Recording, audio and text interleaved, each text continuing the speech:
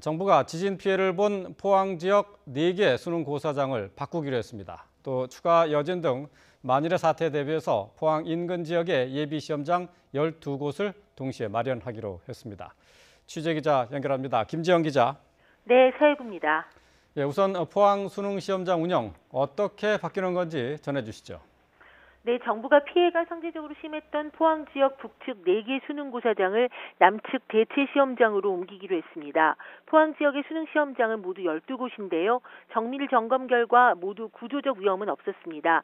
하지만 학생들의 불안을 감안해서 진원에서 가까운 북측 4개 학교 대신 포항 남측에 대체 시험장 4곳을 설치하기로 했습니다.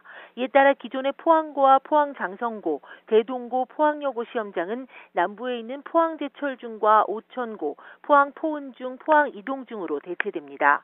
이와 함께 비상 상황에 대비해서 영천과 경산 등 포항 인근의 예비 시험장 12곳을 함께 준비하기로 했습니다. 포항 지역은 일단 기존 시험장에서 모레 오후 2시에 예비 소집을 하게 되는데요.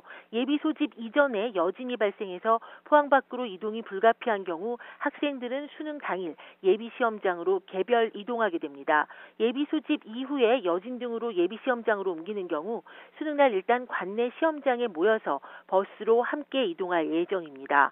또 수능 날 입실 이후에 여진이 발생하면 수능 지진 발생 시 행동 요령에 따라서 대응하되 현장의 판단을 최우선에 두고 결정하기로 했습니다. 네, 그런데 궁금한 것이 수능을 치르기 전에 또 지진이 나면 어떻게 되느냐 하는 부분인데요. 지진이 또 일어나면 수능을 연기해야 되는 것 아니냐 하는 우려가 있습니다. 여기에 대해서 교육부가 입장을 밝혔죠? 네, 교육부가 현실적으로 불가능하다는 입장을 확인했습니다. 오늘 브리핑 질의응답을 통해서 교육부 관계자가 밝힌 내용인데요. 지난번처럼 큰 지진이 난다면 또 연기될 가능성이 있냐는 기자의 질문에 수능을 전체적으로 재연기하는 것은 현실적으로 불가능하다고 답했습니다.